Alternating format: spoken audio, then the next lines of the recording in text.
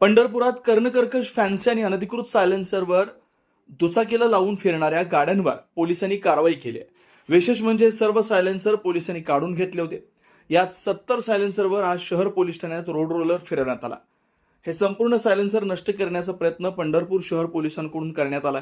त्यामुळे पंढरपुरात फॅन्सी व अनधिकृतपणे सायलेन्सर लावून कुठलीही दुचाकी फिरणार नाही याची दक्षता पोलीस घेत आहेत. पंढरपूर उपविभागाचे सहाय्यक पोलीस अधीक्षक श्री प्रशांत डबे सर यांच्या मार्गदर्शनाखाली पंढरपूर शहर पोलीस स्टेशनच्या वाहतूक विभागाने पंढरपूर शहरामध्ये कर्णकर्कश बुलेटचे सायलेन्सर जे